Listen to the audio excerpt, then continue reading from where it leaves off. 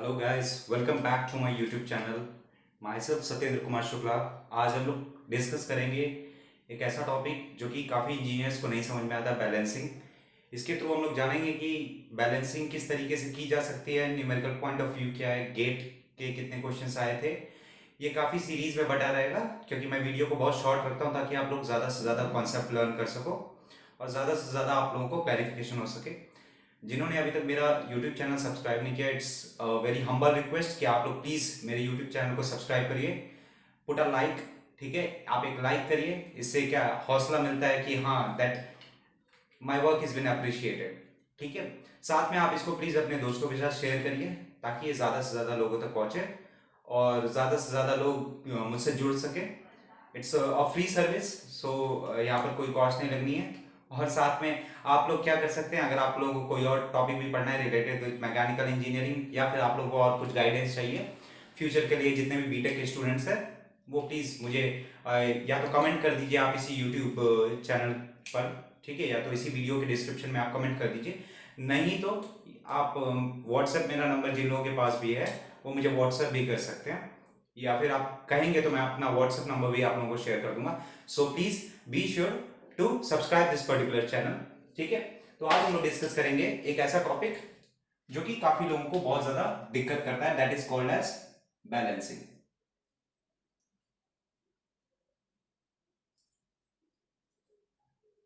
Balancing बहुत लोगों को दिक्कत करता है। ठीक है, देखिए, बैलेंसिंग दो तरीके से होता है, मतलब आपके जो सिलेबस में भी अगर आपने देखा होगा, ये बैलेंसिंग ऑफ रोटेटिंग मास होगा और बैलेंसिंग ऑफ रेसिप्रोकेटिंग मास होगा।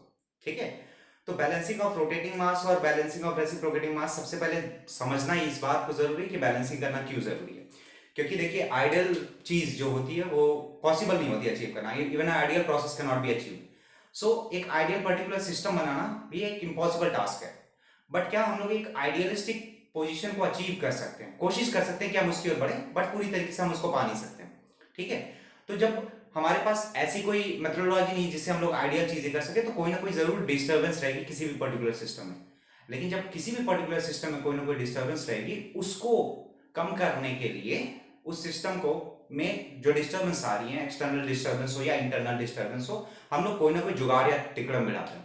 ठीक है, तो जो इंटरनल की वजह से जो होती है, जो इंटरनल सिस्टम में कुछ चेंजेस आते हैं, कुछ बदलाव आते हैं, या फोर्स लग रहा होगा या मूवमेंट लग रहा होगा या अलग तरीके की कोई और चीजें हो रही होंगी, उसको बैलेंस करना हमारा एक पर्टिकुलर टास्क हो जाता है।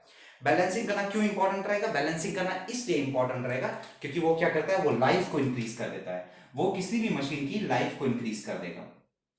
कभी वॉशिंग मशीन को अगर आपने बहुत स्पीड के साथ चलाया हो, बहुत ज्यादा स्पीड के साथ चलाया हो, तो उसमें वाइब्रेशन आने लगते हैं। ठीक है, जब वाइब्रेशन आने लगते हैं तो क्या होता है, आप उस पर हाथ भी रखेंगे तो आपको फील आएगा कि हाँ वाइब्रेशन हो रहा है, इवन आवाज तक आती है कुछ कुछ पुराने वॉशिंग मशीन में। तो इसकी वजह से क्या होता है, इसकी वजह से जो लाइफ रहती है किसी भी मशीन की, वो कम हो जाती है।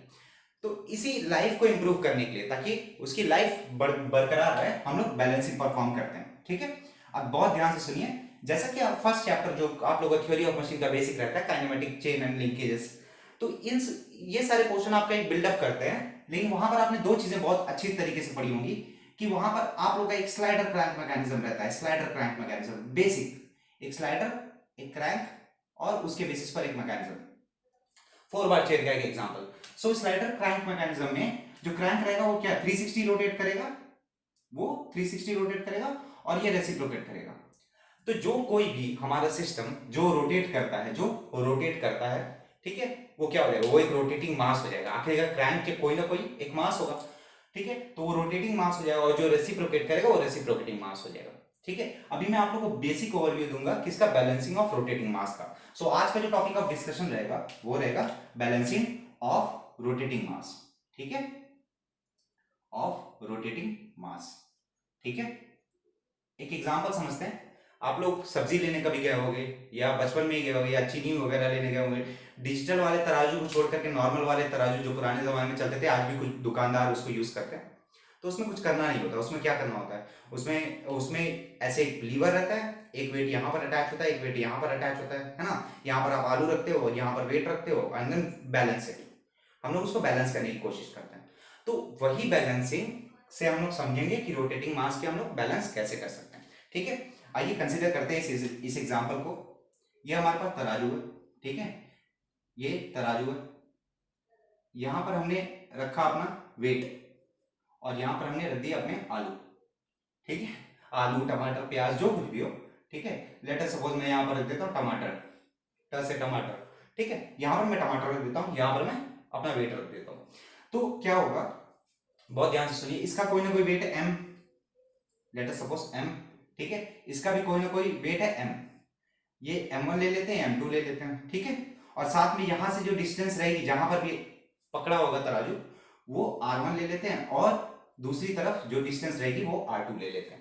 ये r1 r2 m1 m2। अब बहुत ध्यान से सुनिए, ये चीज बैलेंस करने के लिए, इस चीज को बैलेंस करने के लिए क्या बेसिक जरूरी होती है, बैलेंस बराबरी। बराबर कब होगा, जब ये जो आपने बटखरे रखे होंगे, जो आपने वेट रखे होंगे वो बराबर हो जाए आपके क्वांटिटी ऑफ टमाटर के या क्वांटिटी ऑफ आलू के, ठीक है। तो दोनों का अगर वेट सेम हो जाता है तो ये जाकर के बैलेंस हो जाता है, ठीक है। अब अगर बैलेंस हो जाएगा तो उसकी वजह से क्या होगा, ये सिस्टम पूरी तरीके से बैलेंस हो जाएगा, ठीक है, फिर ज्यादा उसमें ऊपर नीचे होगा नहीं, ठीक है। तो अब एक और बात यहां से निकल करके आती है, ठीक है, यहां देखिए, जब कभी भी हमारा रोटेटिंग मास होगा, ये अगर आप लोगों को क्लियर हो गया है, ठीक है, तो आगे समझते हैं। जब कभी भी हमारा रोटेटिंग मास होगा तो वहां पर एक फोर्स लगेगी, वो कौन सी होगी, सेंट्रीफ्यूगल फोर्स, सेंट्रीफ्यूगल फोर्स, ठीक है, सेंट्रीफ्यूगल फोर्स लगेगा। सेंट्रीफ्यूगल फोर्स का क्या फॉर्मूला होता है, m r omega square, m r omega square, ठीक है। वापस से आते हैं उसी तराजू वाले एग्जांपल पर ताकि आप लोग और ज्यादा अच्छी तरीके से समझ सको, ठीक है। तो यहां पर मैंने वेट रखा और यहां पर मैंने अपना टमाटर रखा, जितने जो भी टमाटर आपने खरीदे बाजार में, ये भाई दुकानदार थे, उन्होंने यहां से पकड़ा, यहां पर आपका कुछ मास है m1, ये है m2, ये डिस्टेंस मैंने क्या बताया r1, और ये डिस्टेंस क्या बताया मैंने r2, सिंपल, ठीक है। अब देखिए, जब मास सेम नहीं रहेगा तो ये क्या होगा, ये लीवर ऐसे होता रहता है ना, ऐसे होता रहता है, ठीक है, मतलब इसका वेट ज्यादा है, भाई इसका वेट अभी ज्यादा है, आपने 2 किलो का, आपने दुकानदार से कहा कि 2 किलो मुझे टमाटर दीजिए, तो उसने 2 किलो यहाँ पर रखे, तो जब 2 किलो यहाँ पर रखेगा और अभी टमाटर कम ही है तो कुछ इस तरीके से झुका रहेगा, ठीक है। तो जब इस तरीके से झुका रहेगा तो मतलब कोई ना कोई एक एंगुलर वेलोसिटी आ रही है, कोई ना कोई एक एंगुलर वेलोसिटी आ रही है, तो वो आ जाता है ओमेगा, वो आ जाएगा ओमेगा, ठीक है। अब देखिए, दो तरीके से हम लोग बैलेंस कर सकते हैं, बहुत ही आसानी से समझिए, दो तरीके से बैलेंस कर सकते हैं। दोनों का जो सेंट्रीफ्यूगल फोर्स है m1 r1 omega square which should be equal to m2 r2 omega square, omega तो सेम रहेगा, उसमें ओमेगा में कोई ज्यादा चेंजेस नहीं आएंगे। तो अब हमारे पास दो कंडीशन बनते हैं, क्या, m1 r1 is equal to m2 r2, ठीक है। अब यहां से क्या हो सकता है, यहां से बैलेंस करने का तरीका क्या होगा, या तो r1 इक्वल टू r2 हो जाए तो हमारा मास बराबर आ जाएगा, या फिर मास अगर बराबर रहे m1 इक्वल टू m2, उस केस में क्या होगा, r1 should be equal to r2। ये दो कंडीशन बहुत ही ज्यादा इंपॉर्टेंट, घुमा फिरा करके सेम ही बात कही है, मतलब क्या कि अगर मास दोनों में सेम है तो रेडियल डिस्टेंस सेम रहेगी, ठीक है। सिमिलर वे में अगर रेडियल डिस्टेंस सेम है तो मास सेम रहेगा, ठीक है। अब देखिए, यहां पर जो कंडीशंस आएंगी घुमा फिरा करके, जो भी आप लोगों के साथ क्वेश्चन पूछा जाएगा, जो भी इंजीनियरिंग सर्विसेज गेट वगैरह में जो भी क्वेश्चन पूछे जाएंगे, वो बेसिक चीजें रहती हैं। बेसिक चीजें क्या रहती हैं, रोटेटिंग मास के लिए आप दो तरीके की बैलेंसिंग करते हो, दो तरीके की बैलेंसिंग होती है, एक का नाम होता है स्टैटिक बैलेंसिंग और एक का नाम रहता है डायनेमिक बैलेंसिंग, ठीक है।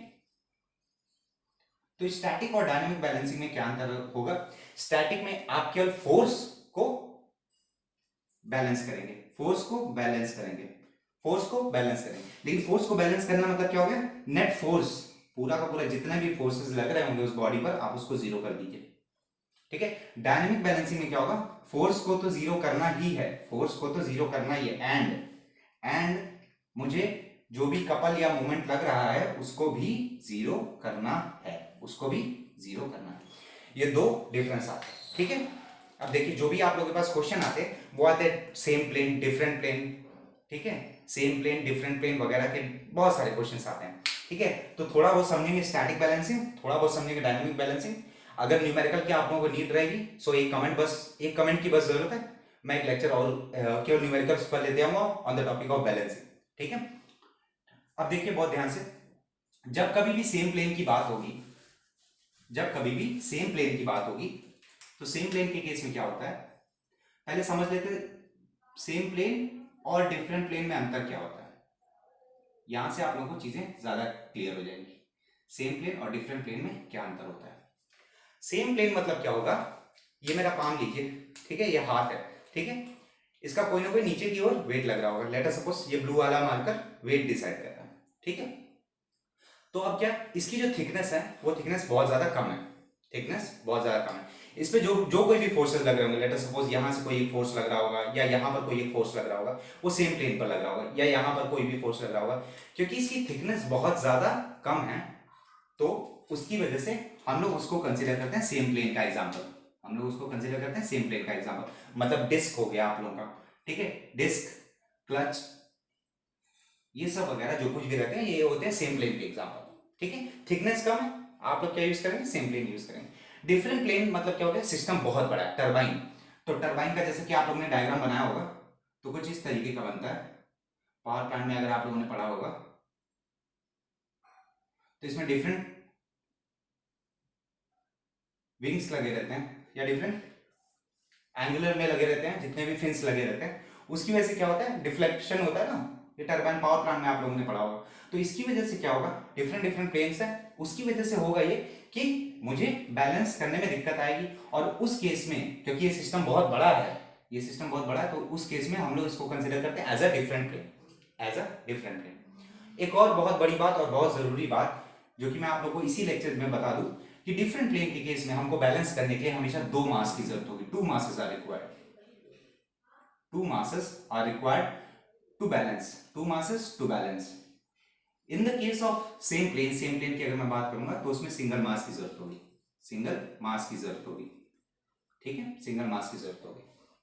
तो मतलब क्या हो गया, कैसे याद रखना है, S for same, S for single, ठीक है। डिफरेंट, डी, टू मास से मतलब क्या हो गया, दो मास, तो दो और साथ में, ठीक है ना। डिफरेंट प्लेन्स के लिए two masses are required and same plane के लिए सिंगल मास इज रिक्वायर्ड, ठीक है। ये बेसिक चीज है, ये आपको समझना बहुत ज्यादा जरूरी है, ठीक है। Same plane and different plane. अब आते हैं एक बेसिक सी चीज पर। लेट अस सपोज, अभी के लिए कंसीडर करते हैं हमारे पास एक सिस्टम है। लेट अस सपोज हमारे पास एक सिस्टम है, यहां पर हमारा मास m1 है एट एन एंगल θ1, ठीक है। यहां पर मेरा मास m2 है एट एन एंगल ऑफ से θ2। यहां पर एक और मास है, ये क्या है, m3 eight an angle of θ3, ठीक है। अब क्या, अब हम लोग ये कौन सी बात होगी, ये सेम प्लेन की बात होगी। मैं सबसे पहले कौन सा कंसीडर कर रहा हूं, मैं सबसे पहले कंसीडर कर रहा हूं सेम प्लेन की, ठीक है। तो सेम प्लेन के केस में जैसा मैंने बताया क्या जरूरी होगा, एक सिंगल मास की। तो जब एक सिंगल मास की जरूरत होगी तो उसको आप कहीं पर भी अभी लगा दीजिए, अभी अभी के लिए कंसीडर करने के लिए आप कहीं पर भी मास लगा दी एम बी, ठीक है। एम बी आपने क्या कर दिया, एम बी आपने एक मास लगा दिया बैलेंस करने के लिए। तो ये क्या हो जाएगा, आपका बैलेंस मास हो जाएगा, ये हो जाएगा बैलेंस मास, ठीक है। इसका एंगल जो आप लेंगे वो थीटा बी कंसीडर कर लीजिए, कोई दिक्कत नहीं है, ठीक है। अब देखिए, क्योंकि m1 m2 m3 these three ये डिफरेंट डिफरेंट एंगल्स पर है, डिफरेंट डिफरेंट एंगल्स पर है, मतलब क्या होगा कि जो भी सेंट्रीफ्यूगल फोर्स हमारा लग रहा होगा उसके कोई ना कोई कंपोनेंट होंगे, sine component as well as cos component, ठीक है। तो sine component as well as cos component, अगर हम लोग उसको तोड़ेंगे, अगर हम लोग उसको तोड़ेंगे तो यहां पर देखिए, तो अगर मैं कहूं, सबसे पहला मैंने क्या कहा था, सेम प्लेन के लिए जो आपकी स्टैटिक बैलेंसिंग रहेगी, स्टैटिक बैलेंसिंग में आप लोगों को, स्टैटिक बैलेंसिंग में आप लोगों को summation of force equals to zero करना रहेगा, समेशन ऑफ फोर्स आप लोगों को जीरो करना रहेगा। तो जब समेशन ऑफ फोर्स आप लोगों को जीरो करना रहेगा तो मतलब क्या हो जाएगा, summation of force in F in x direction F x should be equal to zero and F y should be equals to zero, ये आप लोगों को कंसिडर करना पड़ेगा। तो सबसे पहले एफ एक्स को कंसिडर करते हैं, एक्स डायरेक्शन में जो भी फोर्सेस लग रही होंगी, ठीक है। लेट अस सपोज अभी के लिए इसकी डिस्टेंस यहां से r1 है, ये r2 है, ये r3 है और ये rb है, ठीक है। तो ये अगर आप लोगों को क्लियर है तो ये यहां पर देखिए, मैं थोड़ा सा डेरिवेशन करता हूं, बहुत आसानी के साथ। अगर समेशन ऑफ एफ एक्स करूंगा तो देखिए क्या हो जाएगा, M1 omega square cos theta plus M2 omega square cos theta, theta 1 theta 2 plus M3 omega square cos theta 3 plus MB omega square cos theta B equals to 0। ये कब आया, cos कब लेंगे, कॉस कंपोनेंट तब लेते हैं जब x direction में हम लोग कंसिडर कर रहे होते हैं फोर्स को, ठीक है। तो आप ये सब समेशन करके आप इक्वल्स टू 0 कर देंगे, ठीक है। क्योंकि यहाँ पर क्या कॉमन है, यहाँ पर आप देखेंगे तो क्या कॉमन है, यहाँ पर ओमेगा कॉमन है, यहाँ पर ओमेगा कॉमन है। तो ये ओमेगा जो कॉमन है इसको आप हटा सकते हैं क्योंकि 0 है इस साइड में, तो इसको आप हटा सकते हैं। तो यहाँ पर मैं एक और चीज लिख सकता हूँ, मैं लिख सकता हूँ summation of MR cos theta is equals to minus summation of MB RB cos theta B। कुछ किया नहीं हो, ये जो तीनों थे इसको मैंने एक इकट्ठे लिख दिया और यहाँ पर ये जो बैलेंस का था वो यहाँ पर लिख दिया, 0 के इधर लेते हैं, ठीक है। इतनी बातें क्लियर है। सिमिलर वे में अगर मैं FY करूंगा तो कॉस की जगह क्या आ जाएगा, कॉस की जगह आ जाएगा साइन थीटा, तो कॉस की जगह साइन थीटा आ जाएगा, तो मैं वो लिख सकता हूं MR sine theta is equals to minus MB RB sine theta B। ये आ जाएगा मेरा FY का, ये आ गया FX का और ये आ गया FY का, ठीक है। मैं किसकी बात कर रहा हूँ, सेम प्लेन की बात कर रहा हूँ, स्टैटिक बैलेंसिंग की बात कर रहा हूँ, ठीक है। अब मुझे क्या फाइंड करना है, हमें फाइंड करना है कि थीटा बी कितना होगा, ठीक है, और साथ में इसकी पोजीशन कौन सी रहेगी, कहां पर ये रहेगा, थीटा बी की पोजीशन क्या रहेगी, ठीक है, ये आप लोगों को पता करना रहेगा। तो थीटा बी के लिए अगर आप इसको क्या डिवाइड कर देंगे, इक्वेशन 1 डिवाइडेड बाई इक्वेशन 2 या इक्वेशन 2 डिवाइडेड बाई 1 करिए तो ज्यादा सही रहेगा। तो इक्वेशन 2 डिवाइडेड बाई 1 करेंगे, सो यहां पर मेरे पास आ जाएगा tan theta is equals to, I hope आप लोगों को दिख रहा होगा, ठीक है, मैं इसको रब कर देता हूं, ठीक है। तो मैं क्या कर रहा हूं, इक्वेशन 2 डिवाइडेड बाई इक्वेशन 1 कर रहा हूं, ये मेरा इक्वेशन 1 है, ये इक्वेशन 2 है। अगर मैं दोनों को डिवाइड कर दूंगा तो मेरे पास ये आ जाएगा tan theta is equals to minus MB RB cos sin theta B upon MB RB cos theta B, ये माइनस। अब ये माइनस माइनस आप लोगों को कट नहीं करना है, ये माइनस माइनस कट नहीं करना है, क्योंकि माइनस माइनस अगर आप कट कर दोगे तो यहां पर आकर के आप फंस जाओगे। बहुत ध्यान से सुनिए, माइनस माइनस कट नहीं करना, क्यों, क्योंकि एक तो ये समेशन का साइन लगा है, तो जब तक आप समेशन ओपन नहीं करोगे तब तक आप लोगों को ये कट नहीं कर सकते। तो ये कट मत करिएगा, अभी बता रहा हूँ, ये दोनों माइनस साइन कट मत करिएगा, ये आपके डायरेक्शन बताने के लिए ज्यादा सुविधाजनक होगा, ठीक है। तो यहां से आप फाइंड करेंगे थीटा आपका क्या होगा, यहां से आप लोग फाइंड कर लेंगे थीटा आपका क्या होगा, ठीक है। देखिए ये बहुत बेसिक पोर्शन है, बहुत बेसिक पोर्शन है स्टैटिक एंड डायनामिक बैलेंसिंग, ठीक है। अगर आप लोग ये बेसिक सी चीजें समझ में आ गई कि सेम प्लेन के लिए मैं सिंगल मास लूंगा, डिफरेंट प्लेन के लिए मैं 2 मास लूंगा, ऐसे ऐसे करके अगर आप लोग ये थोड़ा बहुत भी समझ में आ रहा हो, ठीक है, so like this particular video, ठीक है। आप लोग से वापस से रिक्वेस्ट करता हूँ please subscribe to my channel, और अगर आप लोग ये वाला पूरी तरीके से समझ में आ गया हो, ठीक है, तो इसके बाद अब कुछ बचता नहीं है, ठीक है। इसके बाद आप लोगों को सीधा एक क्वेश्चन मैं कराऊंगा किसका, स्टैटिक बैलेंसिंग का as well as dynamic balancing का, तो वहां से आप लोगों को चीजें बहुत ज्यादा क्लियर हो जाएंगी, ठीक है। वापस से आते हैं, तो स्टैटिक बैलेंसिंग का इतना ही क्वेश्चन है, ठीक है। अब देखिए डायनामिक बैलेंसिंग के केस में जैसा कि मैंने बताया था, डायनामिक बैलेंसिंग कहाँ यूज करेंगे, जहां पर सिस्टम बहुत बड़ा होगा, बहुत बड़ा मतलब लाइक टरबाइन, बहुत बड़ा सिस्टम होगा, तो जहां पे भी बड़ा सिस्टम होगा तो वहां पर मैं डिफरेंट प्लेन्स यूज करूंगा, और डिफरेंट प्लेन्स की वजह से क्या होगा, डिफरेंट प्लेन्स की वजह से मेरे पास 2 मासेस चाहिए होंगे बैलेंस करने के लिए, मेरे पास 2 मासेस चाहिए होंगे बैलेंस करने के लिए। अब मैंने जैसा कि आप लोगों को बताया था कि अगर मैं डिफरेंट प्लेन की बात कर रहा हूं तो मुझे 2 मासेस चाहिए होंगे, 2 मासेस